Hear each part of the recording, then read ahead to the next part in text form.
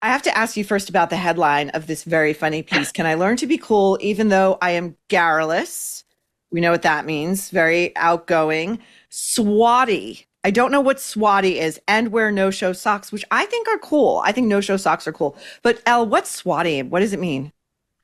I guess hard for me to think about what would be an Americanism, but it's someone who tries hard at school. Nerdy, but a little Oh, bit like a more nerd. Like okay, like like a you're nerd. like you're bookwormy. You're Yeah, not. I mean, okay, exactly. Yeah, that okay. kind. No, you're right. That's not a great headline by my editors there. Well, so did you read the entire study, the 22 I page did. study called I Cool did. People? I did. Yeah, I took a lot of notes. So I'm going to just read for the audience Mhm. the preamble to the study, which is a very very very serious study. I can only Elle, did you by any chance find out how much money they spent on this thing? I don't know. I think their interest is purely academic. Um, Right, but they but had yeah, I mean, they did conduct like what sounds like anthropological yeah, research. They looked at Australia, Chile, China, yeah. mainland and Hong Kong, Mm. Germany, India, Mexico, Nigeria, Spain, South Africa. It goes on and on and on. America, of course, I think birthplace of cool, if you ask me. Okay, this is what they say. What does it mean to be a cool person? Is being cool the same thing as being good? We'll get to that in one second. Do the attributes of cool people vary across cultures? We answer these questions by investigating. Okay, what did you make? For me, I'm just going to start with what I found very strange, and I'm going to venture a guess that the authors of this study are not cool people because they are hung up. This occurs in many passages of this 22 page study. They keep fixating on whether being cool is the same as being good, and I don't No, think the two have anything to do with each other. I think that's an interesting point you've picked up there, where my impression of why they had that in was to see if that they could highlight anything more specifically about what it is to be cool by comparing it with good. So I don't think that they necessarily thought that they were the same, but more in terms of looking at one favorable impression versus another. So, But yeah, what do you think they mean by good? Do you think they mean like a fundamentally decent person, or do you think they mean like good as in smart, together? I don't understand how good folds in, and because I think if you ask most people, they'd be like, no, cool people are kind of mm, dangerous and unpredictable, and you don't really know where they're coming from. That's what makes them cool. I reckon my sense again of it was that I suppose colloquially we could have a very bad understanding of what cool is. Like that's what their sort of aim with the study was to kind of can we put some parameters around it and actually drill down into it. But colloquially, I think a lot of people might use cool just to mean something they like, something they think is good. And I get the impression that they were trying to kind of like, if we can say what good people are like, then we can maybe say how cool people are different to them. But yeah, you're right. Like that kind of tripped me up a little bit. Although it was interesting to see how your impression is correct. There was no overlap between those two descriptive characteristics, like the traits that people eventually landed on to describe cool and good were not the same. So, for your own experiment to see if you could become quote unquote quote cool, will you tell our audience how you began this undertaking?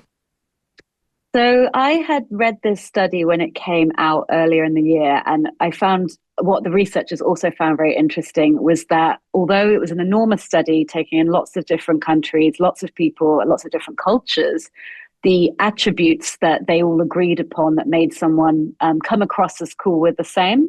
And those attributes were extroverted, open, hedonistic, adventurous, autonomous, and powerful.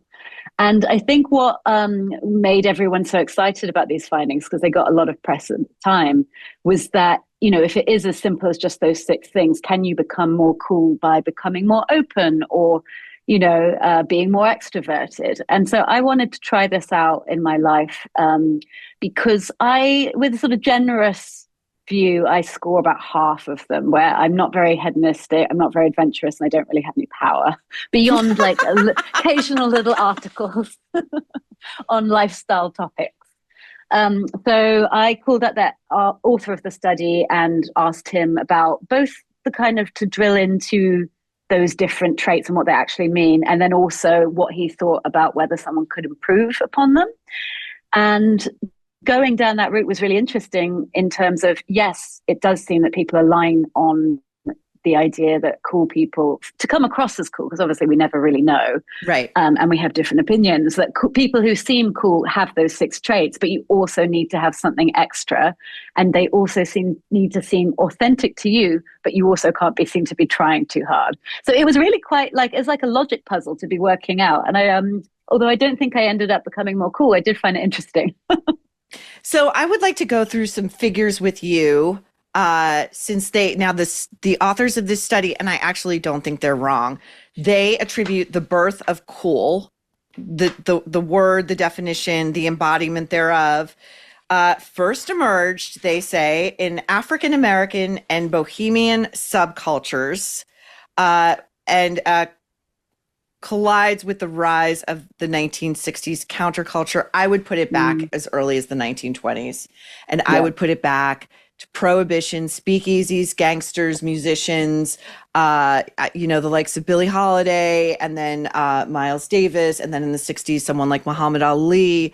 Now, all of those people have different talents and different messaging, but they all were, I think these guys missed something. Number one, I think you have to be an original. Yeah.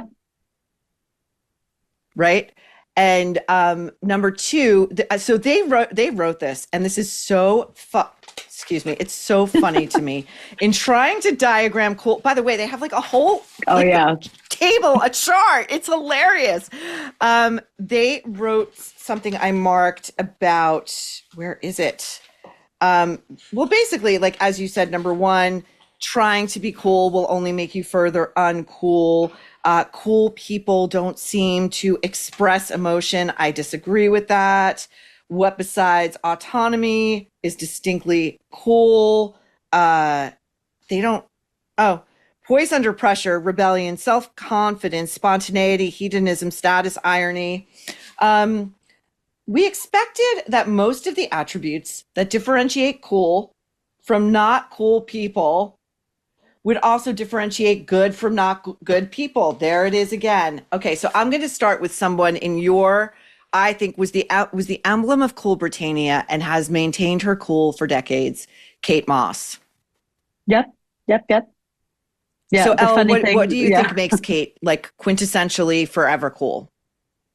Well, I suppose there's an element, and one of the things, as you say, is like kind of seeming to be sort of on the fringe of society, whether that's explicitly countercultural or just, kind of on the edge, happy doing their own thing, an original themselves. And I think Kate Moss is that. She has a very indifferent kind of attitude, hedonism, I would say she's high on, despite being someone who's obviously got a big premium placed on her image. But then the other thing that I think the big failing of this study is, and I did sort of raise this with the researchers, is that being physically attractive really helps being with cool, and a favorable impression. It's much easier to be perceived as cool, I think, if you are physically beautiful and young, and those, if you're not either of those things, it's an extra disadvantage you've got to overcome. Well, I would say, I think there are definite examples of people who maintain their cool into their more mature eras. And I'll just say, number one, Marianne Faithfull. Well, once you have it, I don't think you lose it, but it's whether you're afforded it in the starting place. Right, like Keith Richards, still cool. Yeah. One of the professors I interviewed, he said that if you've been cool for 10 years, you never lose it. That was one of his theories. the one of the authors of the study, that was one of his theories? Not the study, one of my other interviews in the piece, but yeah. And what was this person an expert in? What were their credentials to talk about Professor of English at Tulane University and the author of a book called The Origins of Cool in Post-War America, and his name is Joel Dynastine, and he's been teaching a course on the history of cool for several years, I think 20 years. Yeah. Wow. So yeah, and then you also referenced the Onion headline, Yeah. that said consumers spend $14 trillion annually, quote, trying to look cool, which is really funny. It is a thing that people. So I want to look at some people in the culture who I think embody deeply uncool, but try to emanate cool. Mm, Number mm. one, this is going to be controversial, and that's why I'm bringing her up. Taylor Swift. I've never seen a pop star of this magnitude completely unable to dance. Look Hmm. at this. Look at that. She is like gyrating in like a one-legged sequined snake suit. I mean, she's hopeless. She's hopeless on stage. She has, I think, something. I think what stops her. Number one, she cares way too much what other people think, and she does kind of try to be all things to all people. And she's Swati. I'd say she is Swati in the English sense of like really kind of trying to be the best and trying a bit hard. I also think she sort of turned her back on cool though in a way where it's like she wants to be relatable, and that's how she's gotten so big. Whereas if you compare her with someone like Charlie XCX, she's sort of gotten bigger, but nowhere near as big as Taylor Swift by kind of giving the impression of that she doesn't care about success and has indeed been kind of slogging away for a really long time with less success. So Superior that's songwriter, I would say. Charlie I'm not going to XCX. be I'm not going to be commenting on that. Oh, okay. Okay. Now here's a guy. I'm kind of morbidly fascinated with his attempts to be cool, and you can tell he was a nerd in high school, and that stink is still on him. Adam Levine of Maroon 5, who then pivoted to being a judge on The Voice, and he thought that getting like his arms like just sleeves of tattoos and like buzzing his hair and getting on a motorbike would make him cool. And he just reeks profoundly of uncool. Little bit of the try hard, isn't it? And I I think think it's a also the lot of kind the of try hard. the posturing with the tattoos and the motorbike, it's like if you need to lean on those props, it's not very original. And it maybe even is kind of counterproductive by pointing that or suggesting you feel a kind of insecurity that is not cool. Right. Whereas if you look at, I think the guys he's trying to kind of emulate with this stuff are the Steve McQueens, the Paul Newmans, the Mm. guys who really were into James Dean, racing, real sports cars, real like, but it seemed a very natural outgrowth of their true interests of who they really were. These were guys who, whether or not they did, seemed to know who they were. I I get know. from Adam Levine, I don't think he knows who he is. And I think Yeah, you need that to be cool. I remember some difficulties with his relationships that blew up and kind of scandal that suggests that maybe he doesn't know who he is either. But I think it also raises a point where it's much harder in some ways to be cool in this time because celebrities or people of public profile are expected to be so visible on social media. And, part of the reason we have this image of James Dean, Paul Newman being so cool is that the images that we saw of them were confined and limited and approved. And we didn't see their text messages and we didn't see them go live on Instagram to promote their latest kind of offering. And I think that's something which was quite interesting to get to the end of my reporting with. Is like, we expect so much of our public figures, and it's very hard to retain that sense of mystery while also being visible and popular enough for us to know about them. Yes, I think you need some mystique to be cool. And this is Mm-hmm. what Kate Moss learned very early on and has largely stuck to. You rarely see her give an interview. And Yeah. even at the height of the Cocaine Kate scandal, which was like shocking, a supermodel going out with a rock star caught doing cocaine in the recording studio.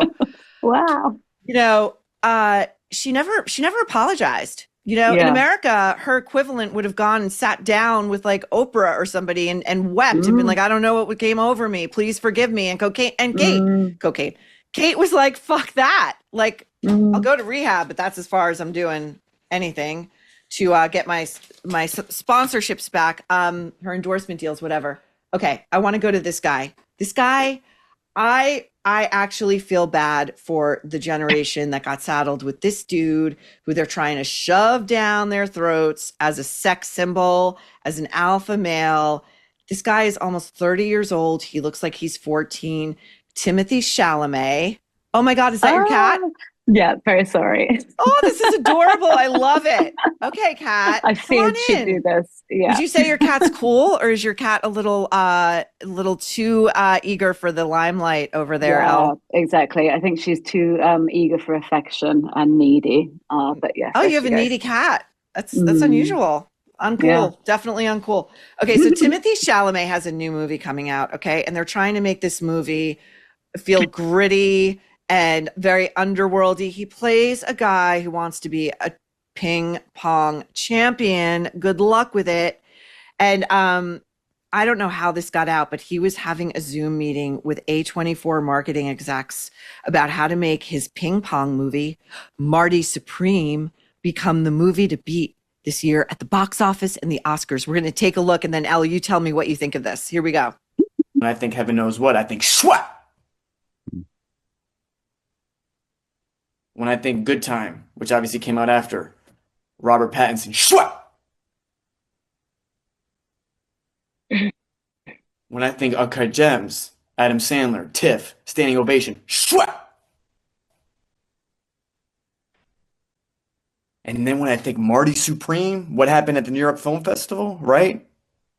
We can't let this movie down. Like, we have to be intentional, relentless, aggressive. I'm thinking big. You know what I mean? This has got to be like one of the most important things that happens on planet Earth this year.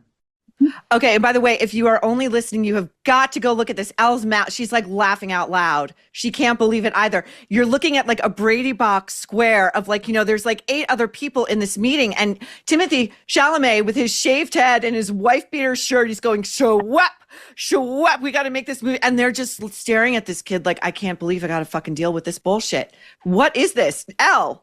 Thank you for bringing that to my attention. I've never heard of that and I've never seen it, but it's amazing. My favorite bit is how the camera will cut to random people in the Zoom and they're just completely impervious. Like their faces are completely blank. And there are these long pauses he gives, like for impact. It's amazing.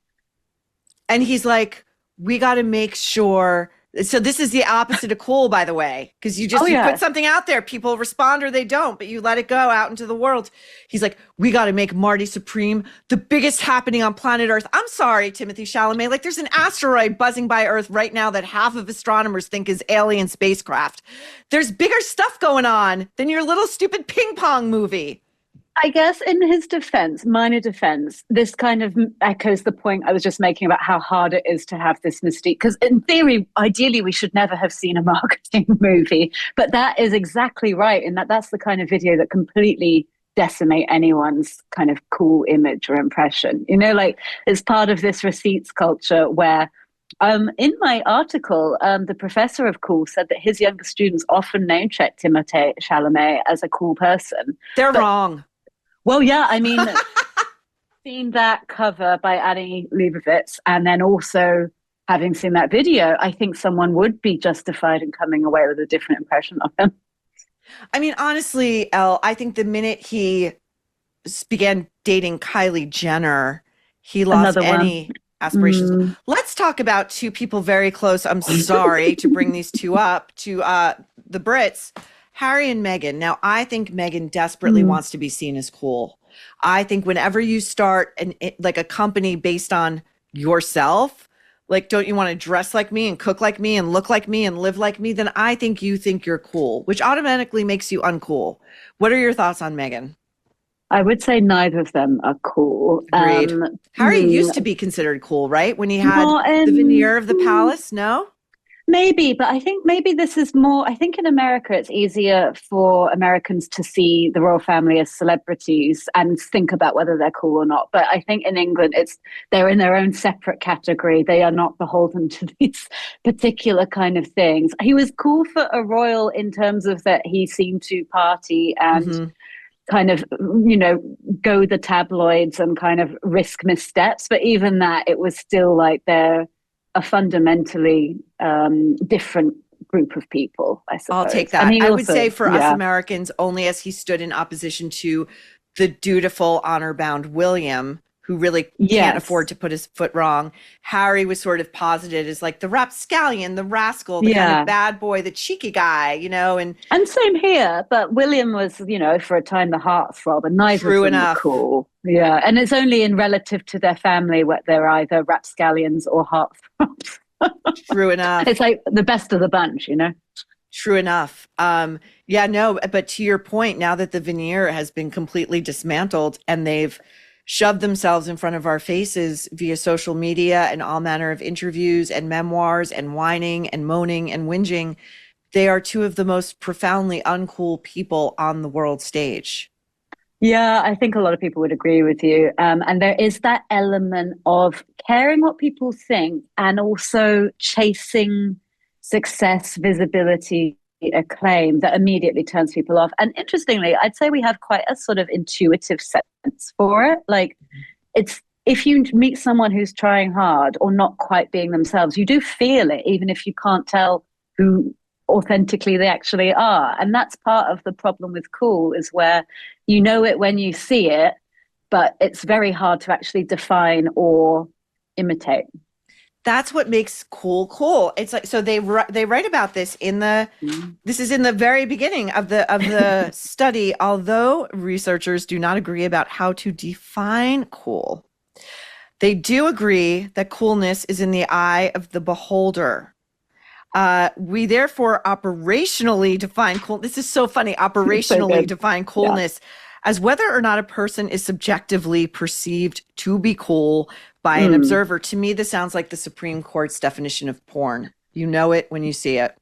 It is that, yeah. And I think that this kind of perception thing is important, where it's like we can actually only measure if people are perceived as cool. Cool is not a static or definable or replicable quality. We can only measure to understand it, its reflection as decided upon by other people. And that's one of the things that makes it so interesting. And I think what makes people want to chase it or possess it, because you can't really ever buy it. You can try and people will tell you can, but you kind of have to have something in you that it's meeting, you know?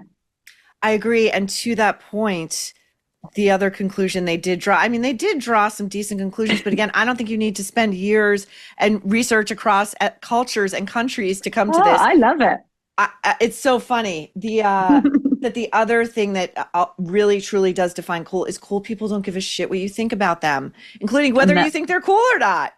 And that comes under the autonomy. But I would say I was interested in the people who are cool and are very autonomous. People often give the impression of not giving a shit about what you think about them, but they actually kind of do. You know, like they're actually making quite calculated judgments, just not appearing to. And the way that this came up is that I think for a start, you have to have a level of care about your personal appearance. And I think that is at least kind of, you know, it's not coming at caring about what other people think of you from a kind of like anxious or kind of earnest way. Right. But I think you do have to have an awareness of how you come across and how you're going to be presented, and kind of keep some control over that image. Yes. And that's why I think my big thing with not being cool is that I do speak without thinking quite freely. I prattle on. I wear hey, join the club. I do the same thing all the time.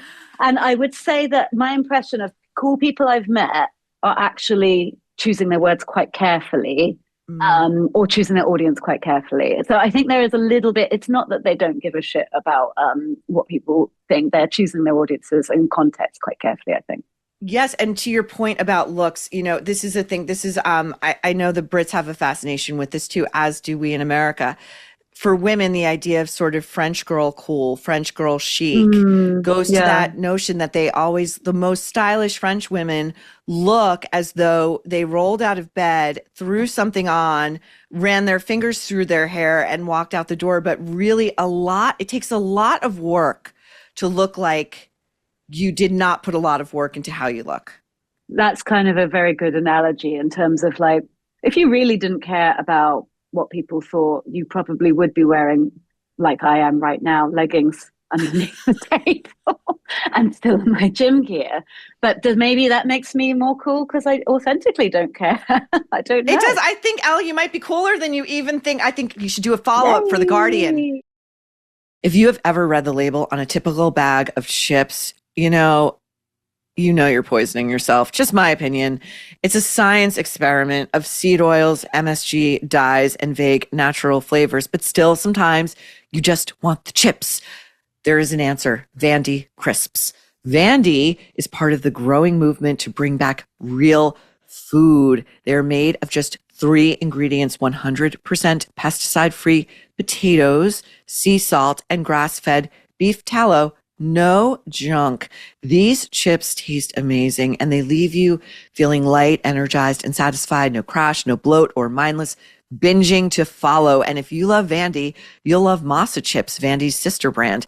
Their 3-ingredient tortilla chips are the best I've ever had. And trust me, when it comes to Mexican food, I am an expert. My go-to flavor is the original, but the white, the blue, the lime, the habanero, the churro, all are delicious. If you are ready to give Vandy or Masa a try, use code Maureen for 25% off your first order at vandycrisps.com or masachips.com, or simply scan the link in the video description or the QR code. Click the link rather. Scan the QR code to claim this delicious offer. And if you don't feel like ordering online, Vandy and Masa are now available nationwide at your local Sprouts supermarket. Stop by and pick up a couple of bags before they're gone.